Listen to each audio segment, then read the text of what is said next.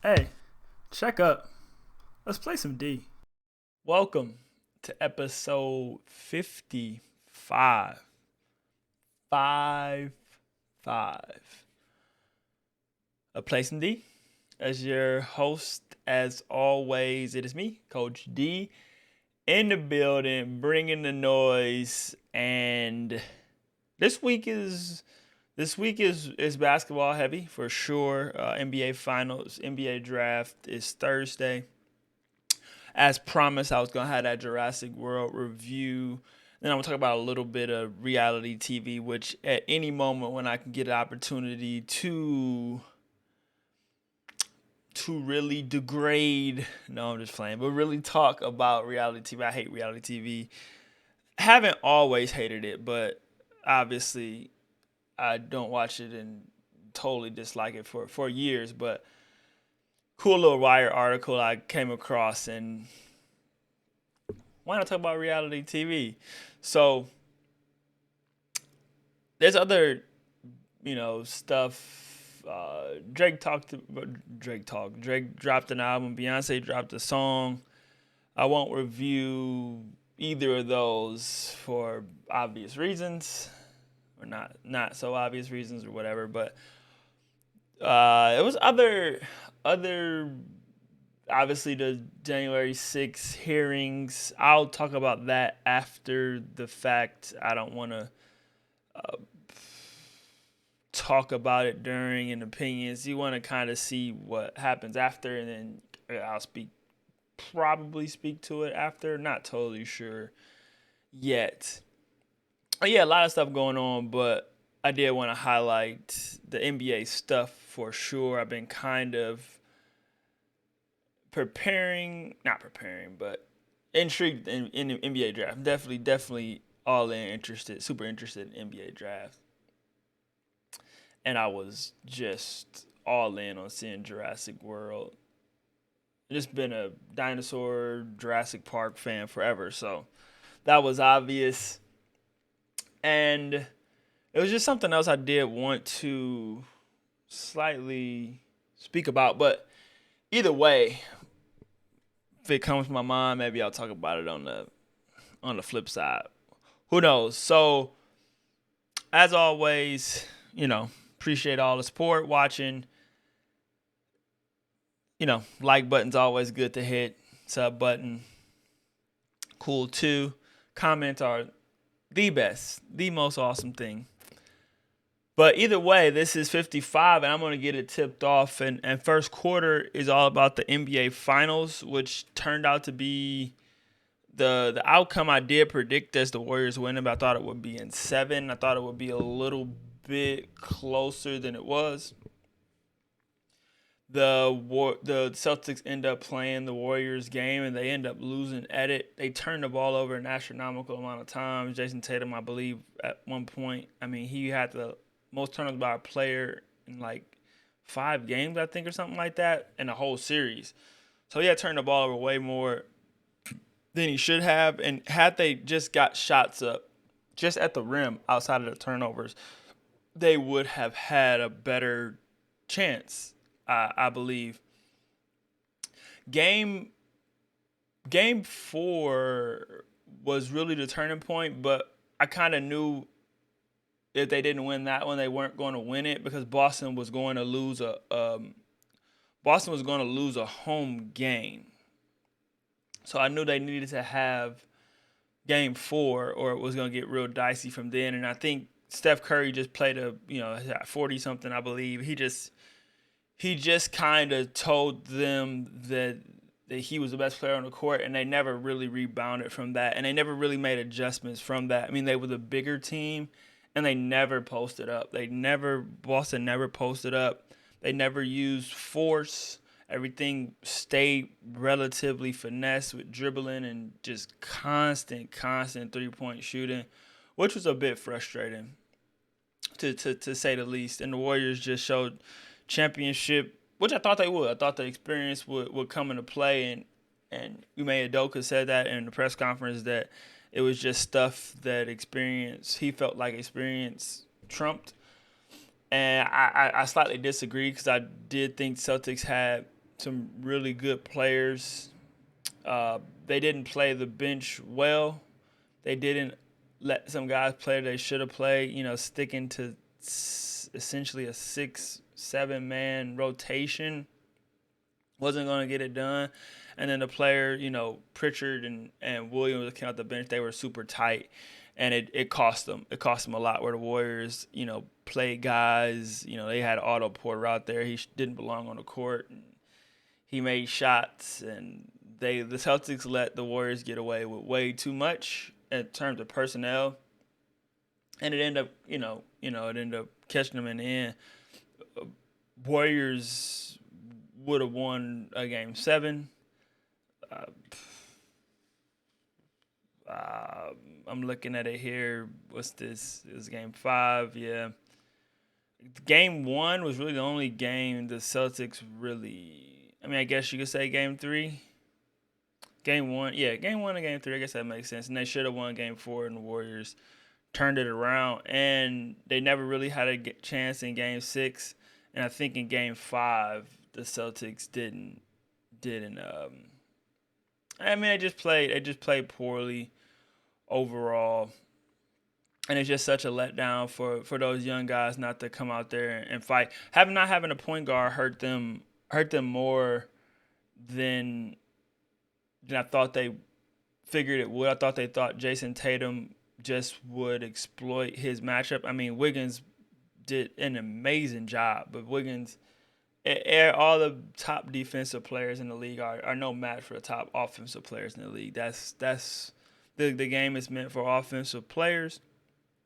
And Tatum, he fell right into the Golden State trap. Steve Kerr and those assistants, and they had a good game plan with crowding them, having a wall, and just letting them take the threes. I mean, they just kept shooting them. So until they, I think at one point during, I think it was game 5 maybe, one of those games they started out like 0 for something, 0 for 12 or 13 on threes. Then the second half they made like 9 in a row. I watched all of every game except 1 and 2. So I watched the last 4 games in entirety. And I mean, obviously I saw the highlights of the first 2, but every game it didn't look like the Celtics had really any identity with just isolation and shoot threes and just hope you make shots. And they played defense. They definitely played defense.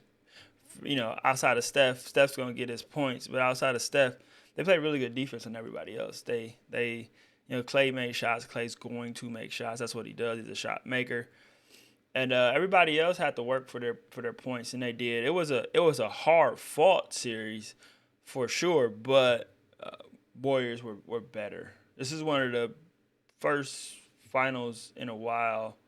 Oh no, the bubble one. Lakers were just better, and the Heat. Last year, what was that? Milwaukee. I don't think Milwaukee was just better than Phoenix, but Giannis was just better. And it was just some it was some moments in that series that it could have went either way. But I thought this was the first series where in a while outside of that bubble one, which isn't a while, but the bubble is its own thing. But you could tell after game 4, when Steph lit it up, that the Warriors were in command. I thought it would go 7. If it did, it would have been Warriors in 7, as I predicted, but it was in 6. So, cool NBA Finals. Good segue straight into second quarter, which is the NBA draft. And I'm going to do a mock draft to the best of my ability of the first round. Let's see here.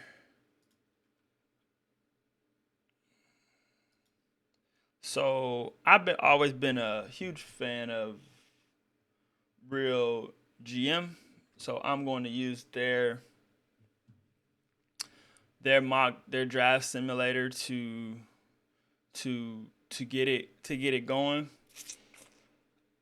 So Orlando picks first. This is the normal draft with we just go in order. I'm gonna. Oh yeah. So yeah, just gonna do the first round, and these were the last number one picks.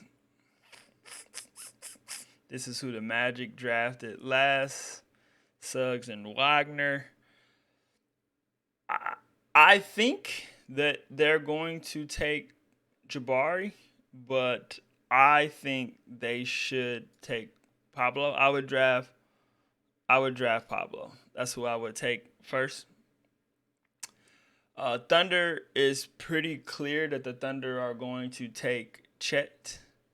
That's I'm pretty sure that is set in stone. I don't think the Magic won't go Chet just because I think the dynamic is a little off with them. I think it is going to be Pablo or it's going to be Jabari. Uh, Next would be the Rockets, and they just got rid of Christian Woods, so Jabari would be the pick here for me. If not, obviously the swap is Jabari. If not, it would be Pablo. So Pablo or Jabari. These will be the first three picks for sure.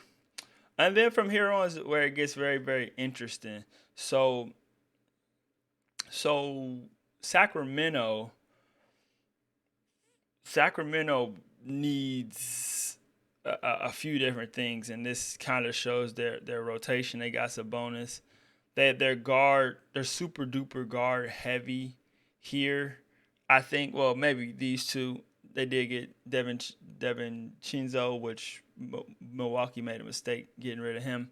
But I think they have to go some kind of wing guy. And I just think he'll end up probably being one of the most complete players. And I think it's Keegan. I think you have to draft Keegan here. I would absolutely take him there. With the fifth pick, this gets interesting because Jaden Ivey and Kate Cunningham will both need the ball. Sadiq Bey, you can go, Johnny Davis here. It will be one of these two. And Kate likes the ball for just like cohesion purposes.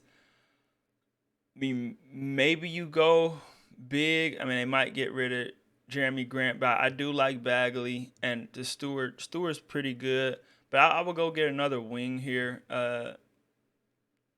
Diallo, people like him, but I will go and get Johnny Davis here. That's who I would draft with this pick. Six would then go. We're going ahead and Chris Duarte is a. Oh, I can't. Definitely don't think he plays power forward. Maybe he does, but I will get Jaden Ivey here. Jaden Ivey is the pick for sure. Seventh is where um we're looking to see who. I'm just gonna be peeking over and seeing which players. The Trailblazers need a playmaker desperately. Oh yeah, they got that ain't Josh Hart at power forward. Pretty. Uh, the Trailblazers they lose out because they lose out on some really really solid talent. Um, I didn't see Benedict play much. Oh,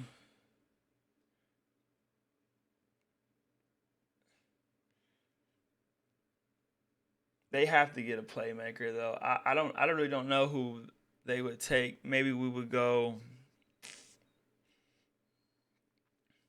You got to get somebody with some size too, I believe. So maybe you go. Yeah, maybe you do go Benedict. You go Benedict here. Eighth, New Orleans. New Orleans, I would probably get. Um, I would go big man. I would get Mark Williams. That's who I would get. San Antonio. It sucks because they fall. They would get. I mean, they just a bunch of wings again. I would go get I would get the Jalen Duran guy. Get a big. Ooh, Wizards. They need it all. Uh, best Jaden Hardy. Jaden Hardy, huh? 6'4".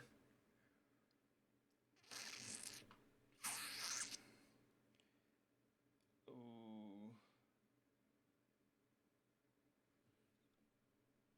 Wizards, young gun, Jaden. Yeah.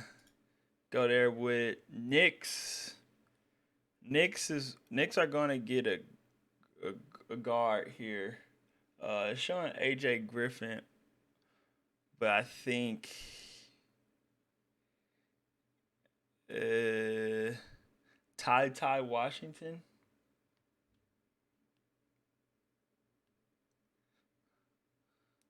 RJ. They need a guard. I think they need a guard. RJ is the small forward. I think they have to go. I think AJ Griffin is the pick. He's a shooting guard. Yeah, I would take AJ Griffin. This is who I would take. Thunder back on the clock if they don't trade up. I know they're gonna make some waves. Thunder will go for sure. Go guard here. They'll probably get the Dyson Daniels. Hornets. Who knows who they would take? I would go big. Uh,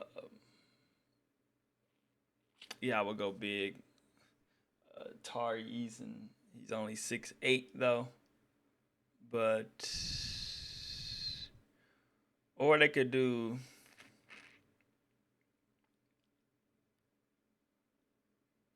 Yeah, I don't know. I don't know. Actually, I would go.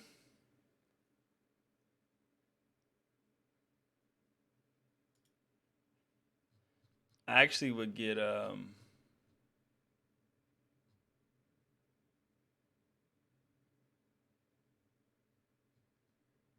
is I don't know, see him. Oh, it's with a. He's at top. This is what I would take. This is what I would take if I was Charlotte. That boy be balling, balling. That's what I would take. Cavs on the clock here. Cavs don't really need much. I would get one. I would get somebody super explosive. Uh, I wouldn't mind staying here with it. They need a guard. They need an explosive guard.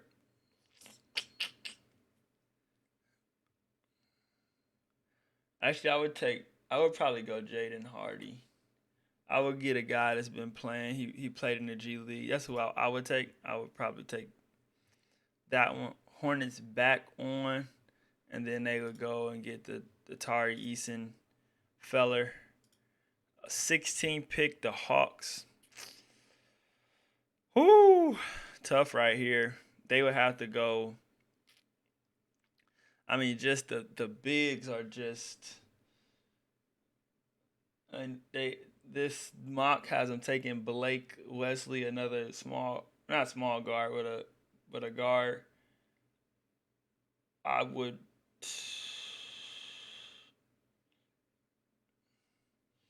I would actually roll the dice and get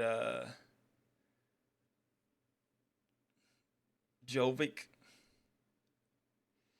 even though maybe I wouldn't roll the dice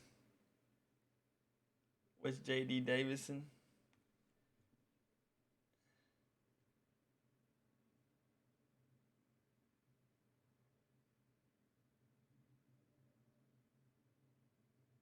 JD Davison 6'2".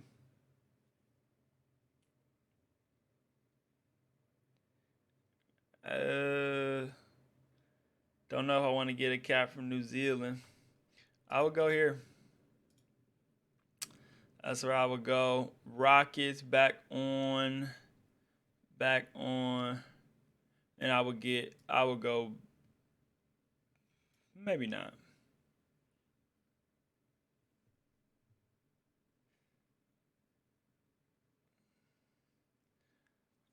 I would get, yeah, Kennedy. I would go Kennedy Chandler. I would definitely go Kennedy Chandler. He's a hooper. The Bulls would have need Kennedy Chandler, but I would go Ty Ty. Uh, what's Gene?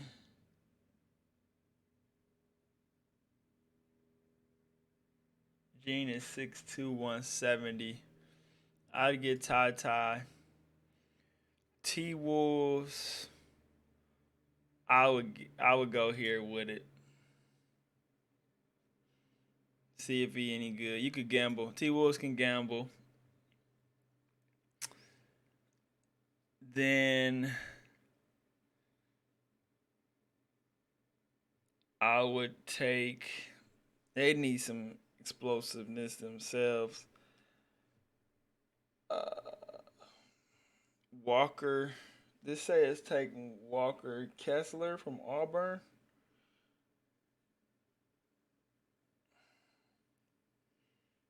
Nah, it's not who I would take. It's hard picking for Pop because Pop always pick right. Um,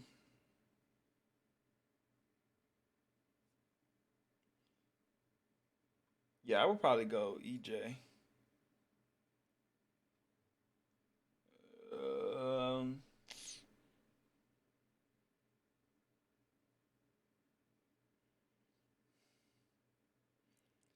Jalen Williams. That might be the pick. That actually will be the pick. That's who they had him listed to pick at 20. Yeah, I think that's the right pick. Denver would probably get the Jovic guy if he was here. But Denver needs some guard play more than likely. This is probably where I would take the JD Davis dude here.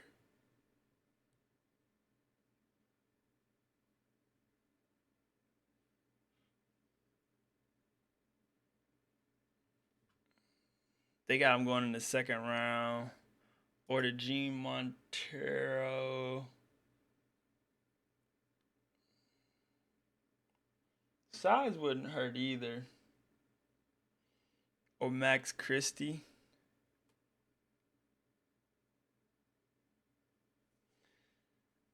This actually would be really tough right here for them to pick here. This is gonna be a tough pick for them. Patrick Baldwin Jr. I would probably take him. Say he's 6'10". Yeah, I would probably take him. Hard to pass up of that. They can gamble here.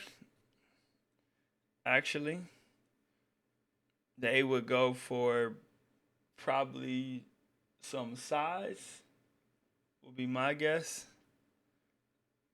This is probably if I were them, I would look at the Walker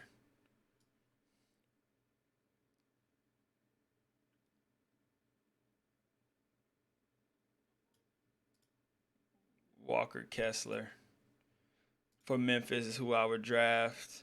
The Nets, who knows? The Nets need everything.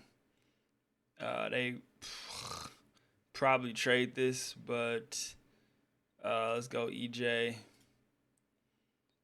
Bucks. Bucks would. I think they need a some kind of point facilitator. Dalen Terry, 6'7". See what he could do. Keep it long and strong. 25. Um, I could see gambling with the France guy. This mock has them. This mock NBA Draft.net had Dieng going to 19 in Minnesota. I don't think Minnesota should do that. They need a big Kessler. If Kessler fell to them, they would probably be happy. Um, any of the tall guys falling to them, they would have to take. I think they have to get a big. I mean, they did get Christian Wood. I think you just still need to get a big fella. And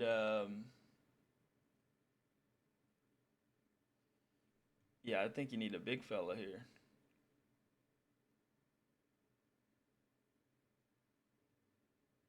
I don't even see Diop on this thing. I don't know who either of these guys are. Caleb Houston wouldn't be bad at all. Who's picking right now? It's a tough one. I'm not sure who they would pick, but they would need somebody. They need somebody tall.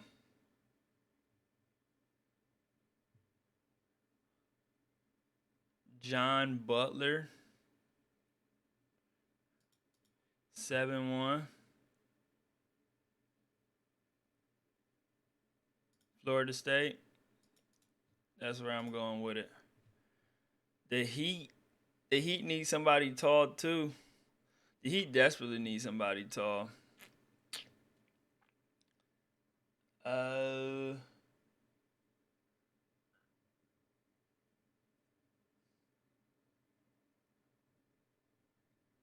Jalen Williams is where I would go with this pick.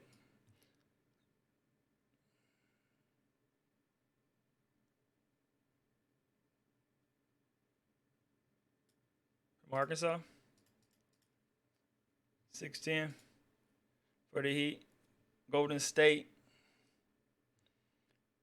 Um, make it make it work for you. This got him going Max Christie. I think I believe Max Christie is off the board. Nope. I'll go with NBA Draft.net shows. Grizzlies back on the clock. This shows Patrick Baldwin. He's gone already. I wouldn't mind seeing him take Caleb Houston. And then this last pick for the Thunder, they're going to pick somebody weird like Diop or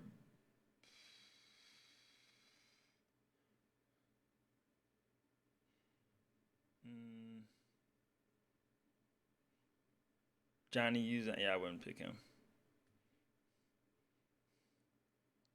Yeah, I don't know what they would pick. It wouldn't be J.D. Davison, but I'm just going to pick somebody because I went long time on that one. That was the mock draft, NBA mock draft. I was been super intrigued in looking and doing that and going through that. So I figured it would be super long, but that's it's my first round, and it'll be cool to compare it. I like to do it because then when the draft's on Thursday, I'll be able to up and compare it to what actually gets picked. So for third quarter, it's about reality TV, and this Wire article has reality TV has become a parody of itself, and that's super evident. It's all about a money. It's essentially a money grab.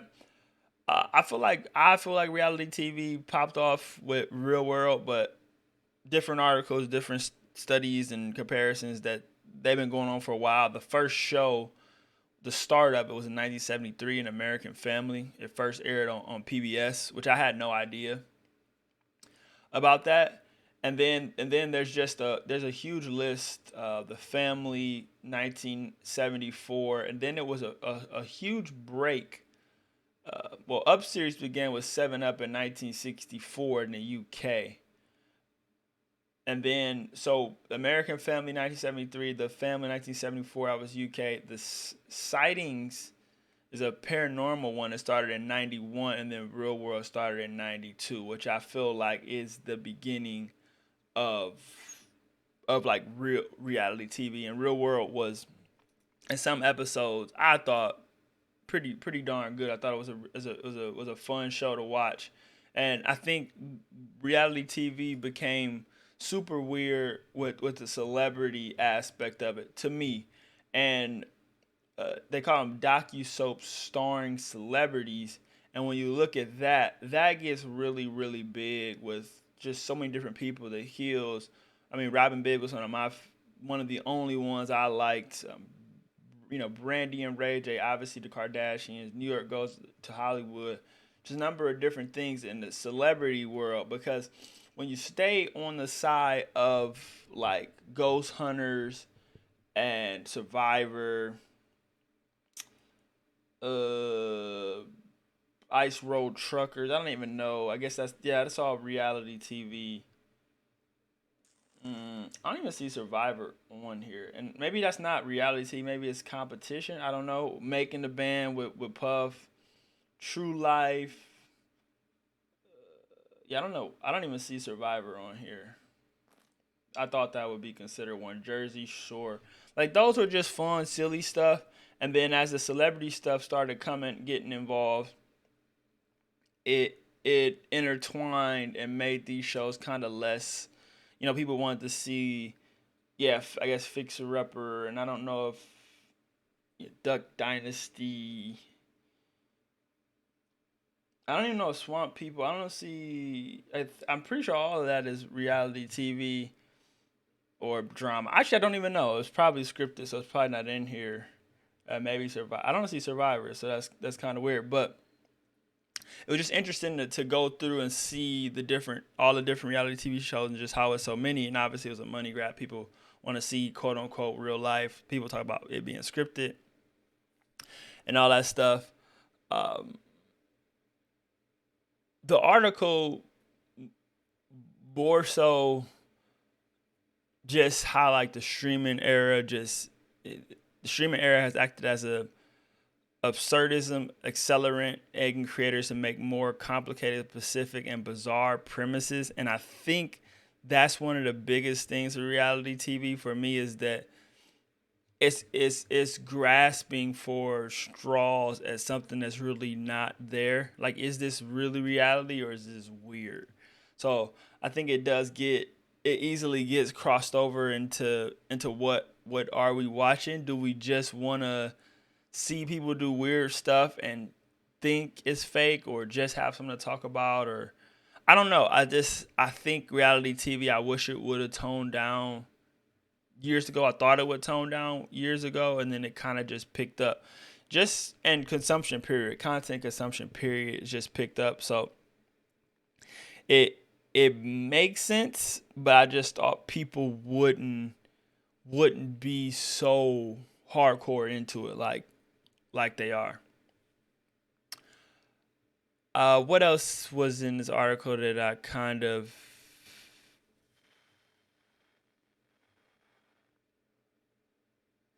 Sometimes this playfulness includes tweaking reality shows conventions. Psychologist Danielle Lindemann, who wrote a book about reality TV shows and culture, says she has noticed reality that is more conspicuous about itself as reality TV in the recent crop of new and returning shows. Noted, for example, transform its behind-the-scenes staff into recurring characters, particularly assistant director, who shuffles out from the rings wherever there's barely even fourth wall to break in the first place. So it kind of brings in like other aspects of it. It was kind of like with Jerry Springer and Steve. Like, you bring in like people involved in the show, and you you put them into it, so it makes the audience feel like, oh, this is a little more real than maybe it's not as fake as I thought it was. So that brings it into the celebrity aspect of it. Obviously, they talk about in here is that um, for celebrities, I always said it made sense because they got money, they got checks, and when you're not doing anything, whether it's rapping or making movies or shows anymore, this is an easy way for your fans or whoever to watch you, and you do get some kind of money for doing something that maybe scripted, maybe fake, or maybe something you don't really want to do, but you only got to do it for so long, and you making a living again, whatever. The obviously the whole Kardashians obviously are the big steppers in here because they did it at a level that allowed people to keep on watching and will continue to watch until they're old and gray, I believe. I mean, they could start just making kids and this could just last forever and forever and forever. And I would be shocked. I know I thought it was a finale or it's supposed to be over, but I don't believe it's over till it's over. I mean, they'll rekindle something years from now and it'll be just like it never left. So the talking point to get people to watch or whether it is true or not, but they have that brand, they have that reality market where it all seems look. I've never watched it before. It all seems and looks fake from the clips I've seen of it. It just all seems like it's to get people to watch drama, of course, and that's also the big thing behind it too. Is that's the key word is drama. People love it. It sells, and when there's drama, if there's no drama, people won't watch. You have to have something to keep people captivated and to talk about, and that's what keeps keeps TV shows going. That's the fun part, allowing people to escape from their reality, going to somebody else's reality, and we got magic. We got magic. Or reality TV is just something I wish would go away, but it ain't. So. Fourth quarter is Jurassic World Dominion. It is supposed to be the final installment in Jurassic World, at least from this angle of it or this timeline of it, I guess. It was a good movie. I saw some chatter about it being whatever and why make another one and this, that, and the third. Looks like Rotten Tomatoes it is low on Rotten Tomatoes. It is 6 out of 10 on IMDb. But I think so. First, first thing for me is that I do wish it was more chaotic. Obviously, spoilers for whoever, whatever. So Jurassic Park view. So it's obviously.